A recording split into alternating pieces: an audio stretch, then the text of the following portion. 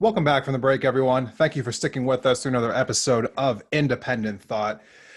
So, we are still joined here by Mr. William Compton. You had informed me that, and tell me if I'm wrong about the exactly what this says here, but that you are the first openly gay candidate to run for Congress in Kentucky's second district, or is it in Kentucky overall?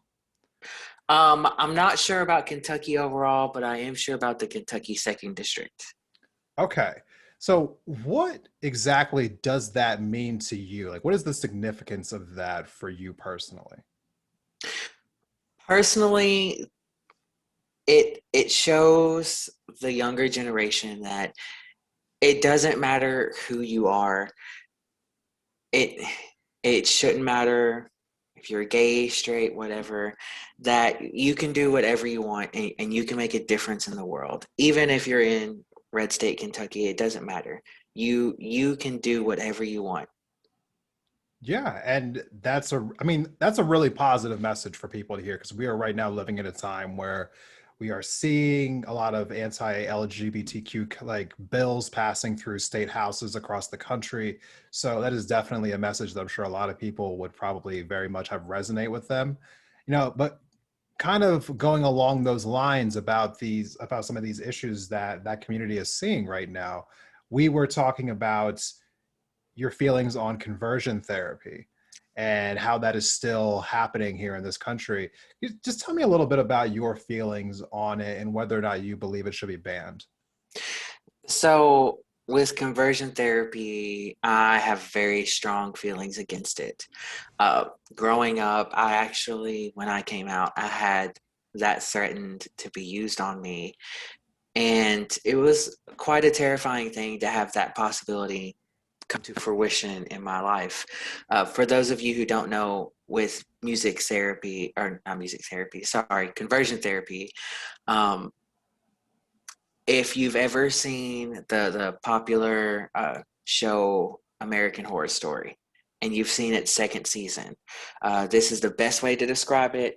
That moment when the main character, Lana, when her and the therapist are in a room, and he is quote unquote trying to cure her um, from her LGBT thoughts for her partner. Uh, and he essentially is torturing her the whole time. That's conversion therapy, and we've seen cases all across the nation where that has happened. And again, it's just torture, just trying to change what these children and young adults what they were born to be, and it's so wrong on so many levels. And it is really appalling that it's not banned nationwide. It's something that I would even consider a cruel and unusual punishment uh, for people. It's not good at all. Yeah, absolutely. And so obviously this is something that you are very much against that you think, should be legislated out of practice in our country. You know, kind of along the ideas of civil rights, one of the issues that has also been popping up recently has been involving workers, rights. And I did you mentioned to me last time that you are a supporter of labor unions, is that correct? That is correct. Yes. Yeah, why exactly do you support labor unions, and why do you think they have such a bad, I guess, like reputation, more or less? So I support labor unions because, one, it gives the worker a chance for that bargaining chip for a better workplace.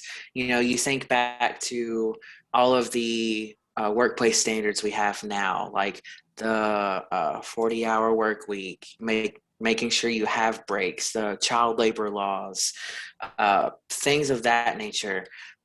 That is all because union workers stood up for their rights, and they saw that they were being taken advantage of from their corporations or whatever business they were working for. And so they're so important because they ensure that there's a part of the working force that keeps that from happening, keeps the workers from being exploited. by whatever business they're working for. And speaking from personal experience in Kentucky, the teachers, we have something called the Kentucky Educators Association, or KEA. Okay. And so I don't know if a lot of people remember a couple years ago when teachers were attacked all across the nation, their Right. pensions and everything.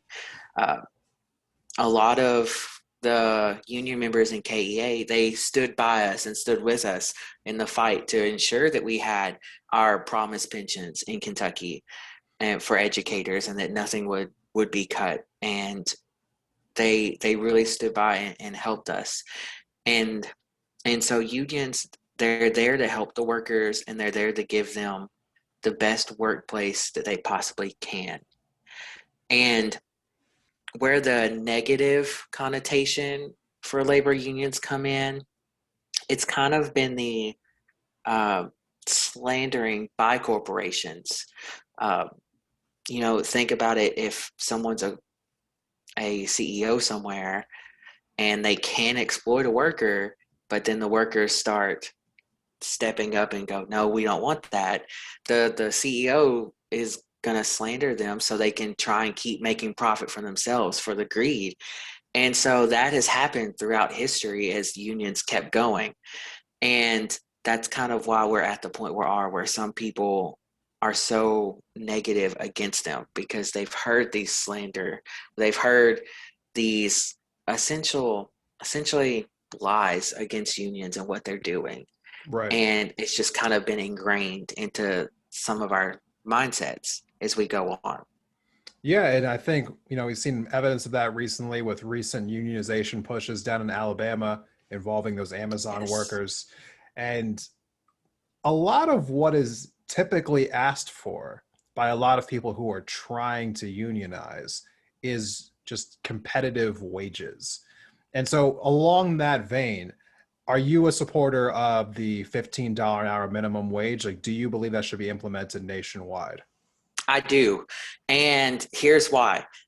Since we last talked, I actually did a little more research. Um, so I actually have pulled up the living wage calculator that MIT created, which they do extensive research um, Yeah. on many subjects. And I just happened to type in my home city of Bowling Green, Kentucky. And so this living wage calculator that they have, it's as if someone is working 40 hours a week, 52 weeks a year. Right. So no days off, working the maximum you can in the 40-hour work week. And I just want to throw out some numbers for you. So for a single adult who's living by themselves in Bowling Green, Kentucky, with no children, that single adult, in order to have a living wage, would have to make $13.89 an hour just in order for that person to have a living wage. And the poverty wage for that one adult with zero children is $6.13. So the minimum wage is above that poverty wage, but not a whole lot. Okay. But then let's say you have a single parent who's living. Well, the poverty wage jumps up to $8.29 an hour. Right. And in order for the living wage, that person would have to make $27.90 an hour if you have a single parent with one child in Bowling Green, Kentucky. Okay. And they have statistics for two children, three children. But I want to also jump over to, let's say, two adults, both working. Okay. And which we're seeing that a lot more often. So, two adults both working with no children, in order to have a living wage, $11.04 is what it is for them to have a living wage per hour. Right. Add in one child for them, just one child for both working adults. They would have to both make $15.35 an hour for that living wage. Well, Okay. and that just blows my mind, thinking if both parents are working, they would still have to make 15 over a little over $15 in and of itself just to have a living wage in Bowling Green, Kentucky. And a lot of people consider Kentucky to be one of the cheaper places to live, and it is on a lot of fronts.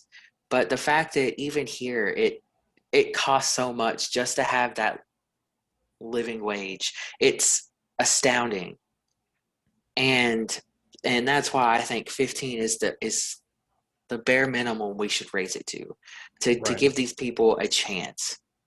Right. And a lot of times the questions that pop up, or not the questions, but basically the people who are against this, like the first thing that you always hear is, oh, well, should someone who works at McDonald's get $15 an hour? Isn't that the first thing that we always hear? Or Yes. something along those lines? Or, well, oh, if we pay fast food workers $15 an hour, then like, what am I going to get paid as a nurse? Or what am I going to get paid as as a person working at X company or Y company?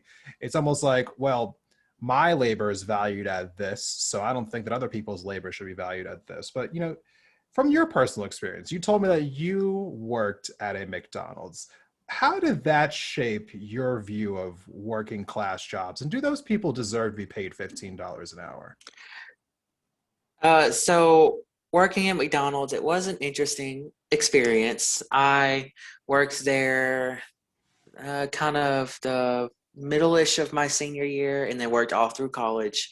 Eventually was a manager. I started as a grill cook. Uh, the people who work at McDonald's, that job is not easy. It's not at all. Going in, as a high school senior, it's like, yeah, McDonald's, it's my first job. It's going to be easy. And then big eye-opening experience when I got there and you're standing in front of the hot grill or the hot oil, or you're having a million things yelled at you because something has happened and you have all of these orders. It's, again, it's hard work, both mentally and physically. Right. And then you have the chance of the uh, safety hazards that can come with it. If uh, you don't have on non-slip shoes, you could trip and fall on the floor because of the grease that's around. Again, I mentioned earlier the hot grill, the hot oil vats.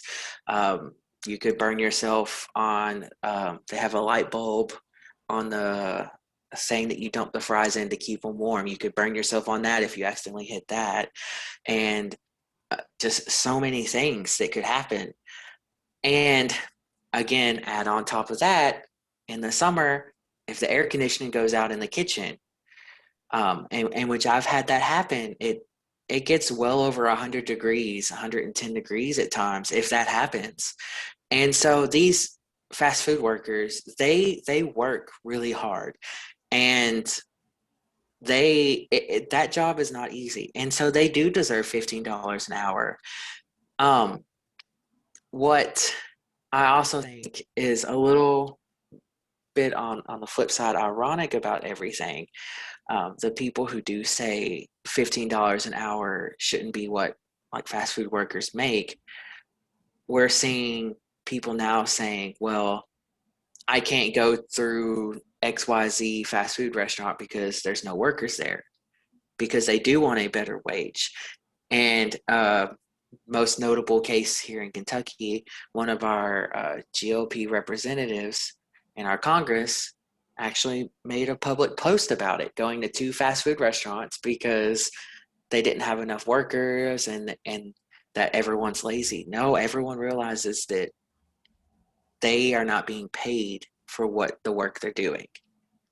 And so it's a double-edged sword. If you want them to come back to that work, increase their wages and pay them what they're doing, because it's hard work. It really is. Yeah. And it is a shame that we feel the need to kind of like push people down and say like, oh, well, this work doesn't deserve this wage, or this work doesn't deserve that Yeah. wage.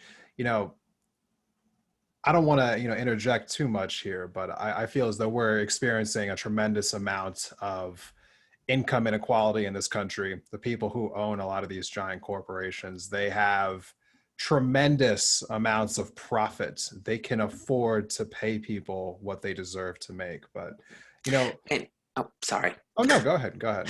And I was going to say, with you mentioning that, um, the local McDonald's here, and I'm not saying they're not deserving of it, because they are, wholeheartedly, but they have enough money that once a year they can buy store managers brand new cars, or things like that. And again, the store managers, they do work really hard. I've worked with a lot of them. They're amazing human beings. But at the same time, if you have enough money just to buy a brand new car for someone, you have enough money to pay your workers more so they can have a living wage. And they're just exploiting. And I know when I was a worker, we would get parties and we would have like pizza in the back and little things like that. But that doesn't help with living wages at all. Right. Now, one of the ways that's trying to be, one of the things that's going on right now in Washington that is attempting to address, some of our economic instabilities right now, is this infrastructure plan that has been proposed by the Biden administration. Now, it's kind of tied up in, we'll call them negotiations right now. Uh, to put it, if well, I'm just trying to be nice.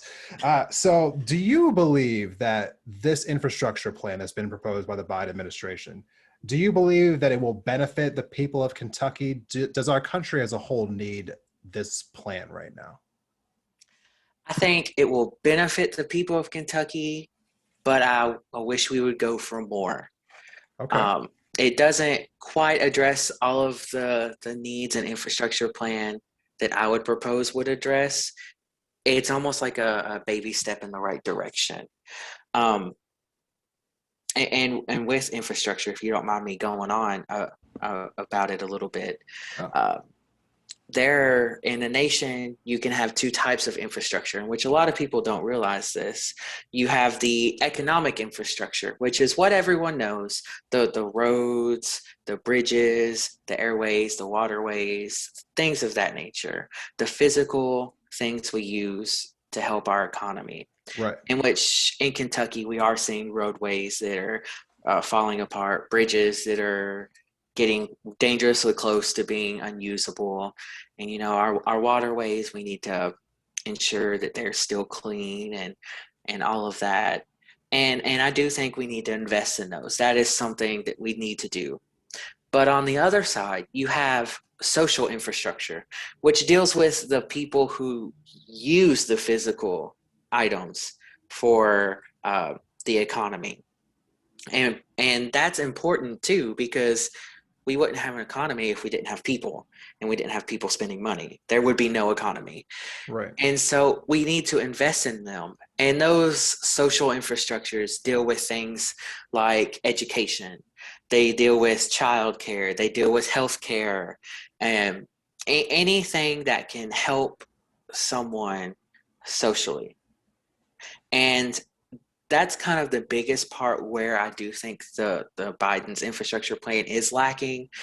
And I wish that they would address that. It also is lacking in some cleaner energy sources too, but that's a whole nother point. But uh, I really do wish that we would spend that time and invest in that social infrastructure. Living wage, that's also a part of that, ensuring that no one has to work two, three, four, five, however many jobs just to Right. stay afloat, and things like that.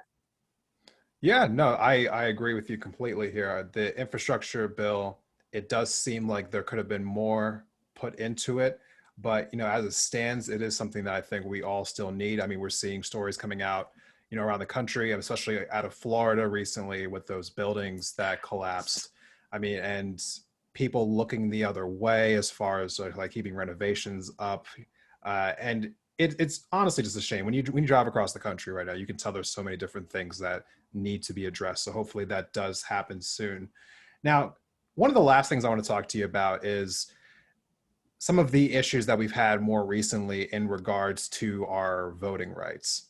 So after this past election, there were lots of claims leveled about voter integrity along the lines of people who claim that there were fraudulent votes that happened in this past election. Now, this idea that has been debunked over and over and over again, that there was inconsistencies with our election, even though it's been debunked, it has also, you know, led to hundreds of voter suppression bills being sent through state houses all over our country.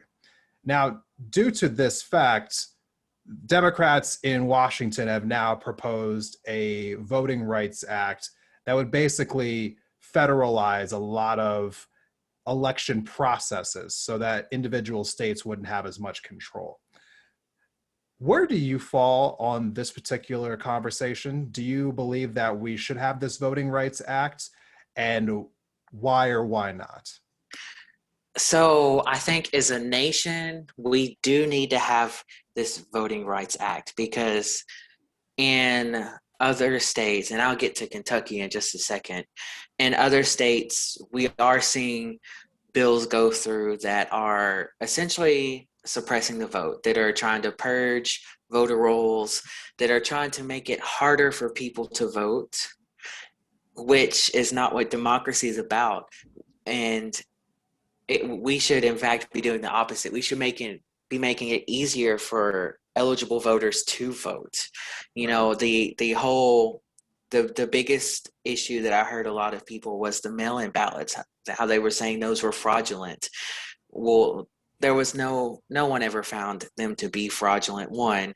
And two, mail-in ballots have been used in elections for a long time, one for the military, and then if I'm thinking correctly, it's either Washington or Oregon that have used them often.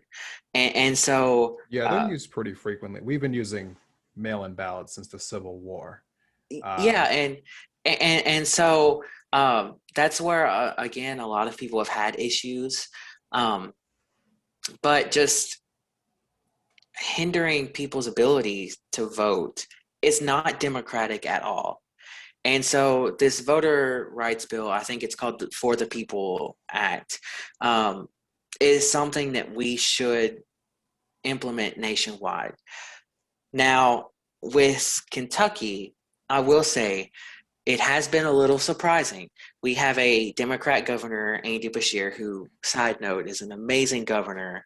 Um, he actually announced that Kentucky actually has a surplus, $1.1 million surplus. Complete side note on that. But he worked with our Republican Secretary of State, Michael Adams, during the COVID pandemic. And voting during the pandemic was essentially without flaw in my county. It was perfect. We had the early voting, we had mail-in voting, and we had the on-day voting, everything. And they actually worked together to implement a voting bill to actually increase voting access in Kentucky.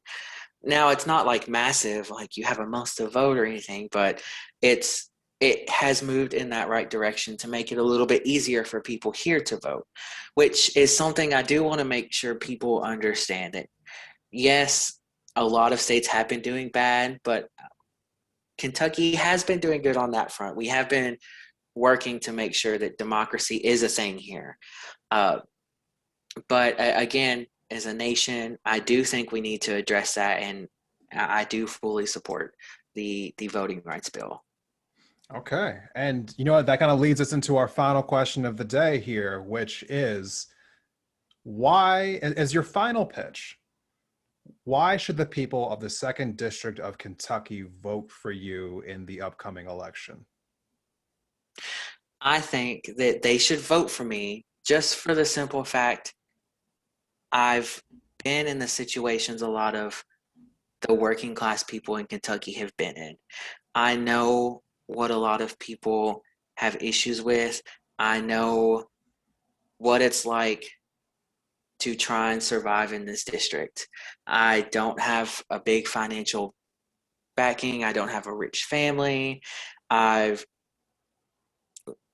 just, I know what the issues are, and I just want to fix them. And we've been neglected for too long, and it's time to bring someone in that will work to fix it. Okay. Well, thank you so much, William Compton. That is the candidate running for the second congressional district of Kentucky.